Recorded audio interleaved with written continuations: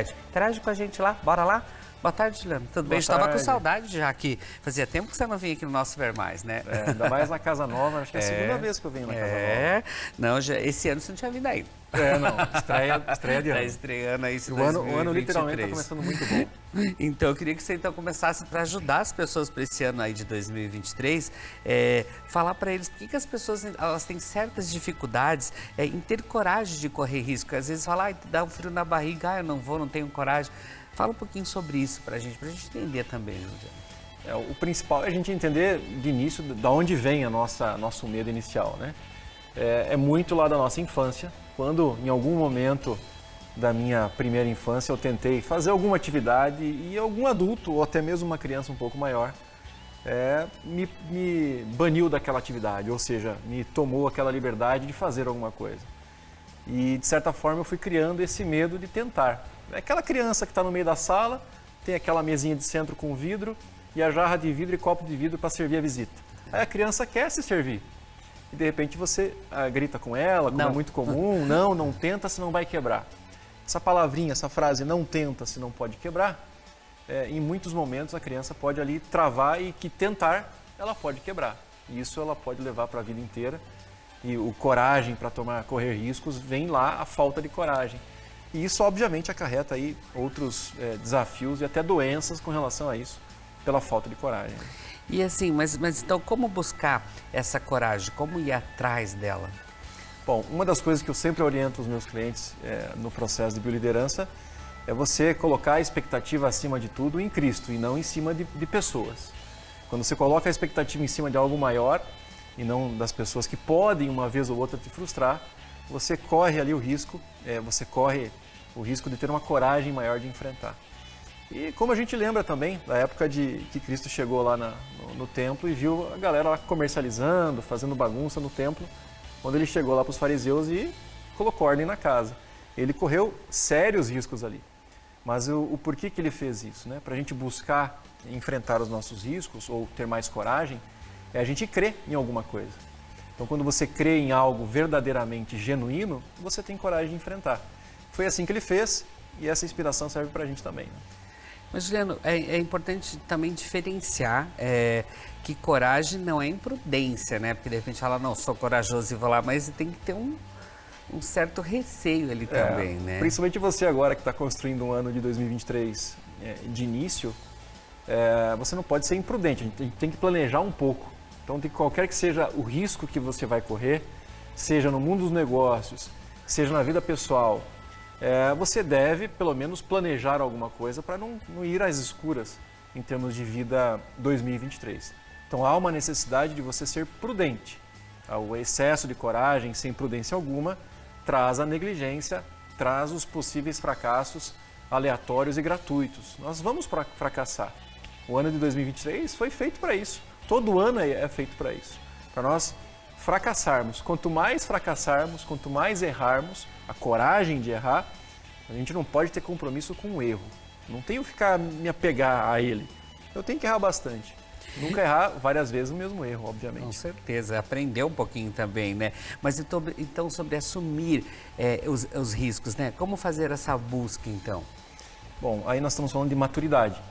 Né? Você iniciar uma busca interna de assumir os seus riscos, é aquele negócio, né? Você está num casamento e esse casamento não está tão bom.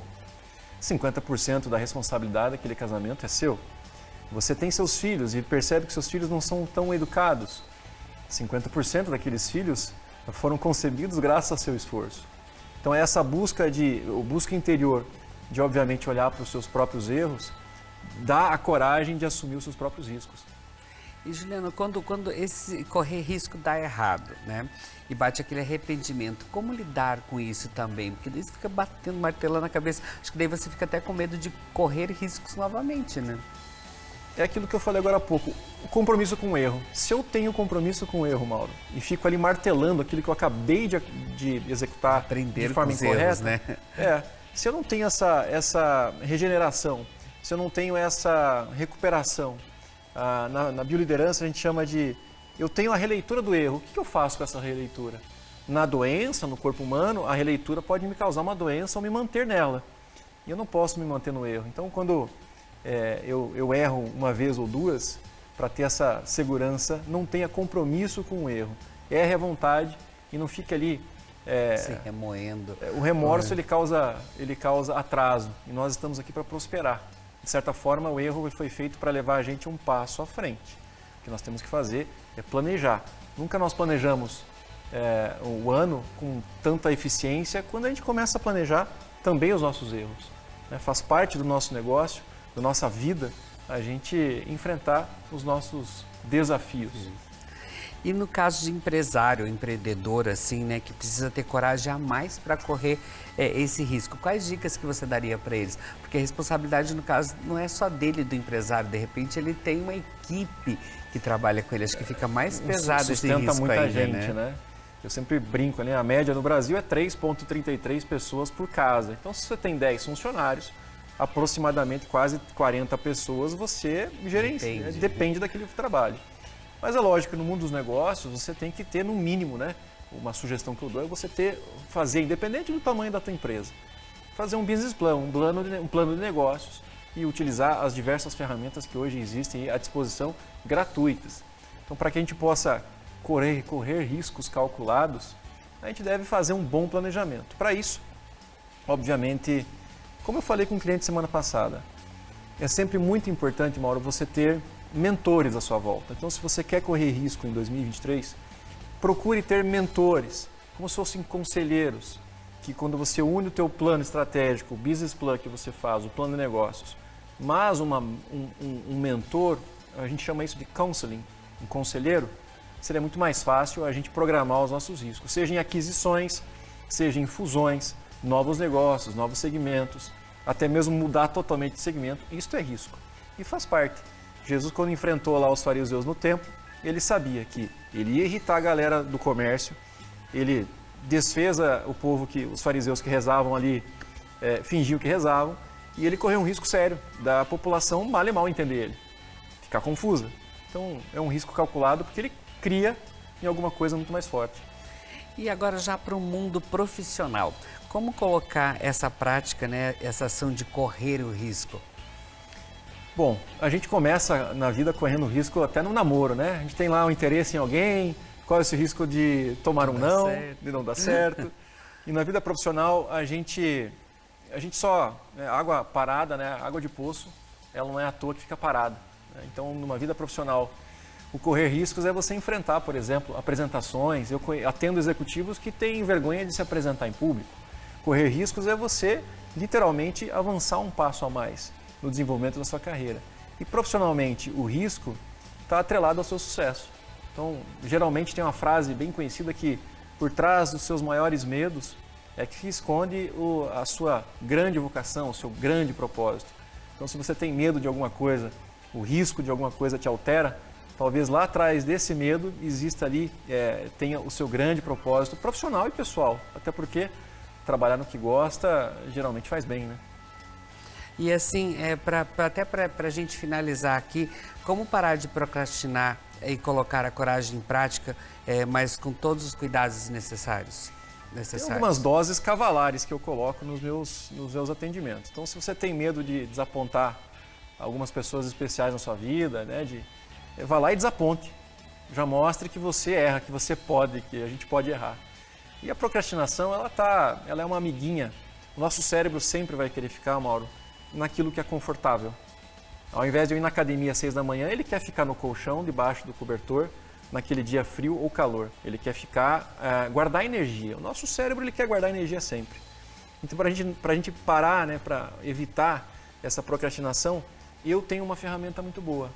Eu me comprometo com pessoas importantes. Então, quais são as pessoas mais importantes da sua vida? Ah, minha esposa. Então, se comprometa com ela. Ah, é meu filho. Se comprometa com ele. E aí, quando você começa... Porque é fácil, né, Mauro? A gente se comprometer com o espelho e deixar para lá. Né? Dar um migué no espelho. Agora, com a outra pessoa que é importante para a gente, aí as coisas começam a mudar. E a procrastinação vai indo embora. Né? E outras ferramentas a mais que são muito úteis. Né? Hoje a tecnologia está aí para ajudar a gente a parar de procrastinar. Né? Juliano, mas assim, e uma coisa que é importante também é você acreditar em você em primeiro momento ali também, né? Para ir atrás desses desafios também, de você ter esses medos também. Porque muitas pessoas acabam desacreditando nelas já não têm força para fazer tudo isso, né? Precisa uma ajudinha ali, Ontem né? mesmo, durante a semana toda e ontem eu tive atendimentos onde as pessoas... Nós temos alguma coisa em nós, Mauro, que a gente deposita muita confiança e expectativa no outro.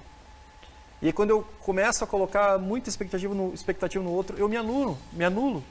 E dessa forma eu acabo não acreditando mais em mim para quase nada, desde tarefas simples às mais complexas.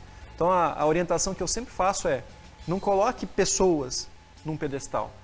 Que aí quando você olha para o lado, você só se enxerga, né, e não obviamente com termos de soberba, você passa a acreditar mais em você. Porque nós já fomos validados, agora é só fazer o que ele espera da gente. Fazendo o que ele espera da gente, o Criador, ele vai passar novos códigos para você fazer um pouco mais. Ele nunca vai passar informações a mais do que você precisa. Naquele momento, diz, você tem a cruz certa para você carregar também, né? Conseguiu carregar uma etapa, vem uma nova oportunidade. Juliano, gratidão. Obrado. Eu que agradeço. Passar a tarde com a gente, bom. Passa tão rápido o tempo aqui. Mas eu vou deixar o Insta do Juliano ali também, tá em caracteres. De repente vocês estão em dúvida, a cabeça de vocês começou a borbulhar mais ainda, porque quando a gente abre o leque desse assunto aqui, a gente sabe que as pessoas às vezes ficam um pouco perdidas e é tão rápido, eles não pegam o fio da meada.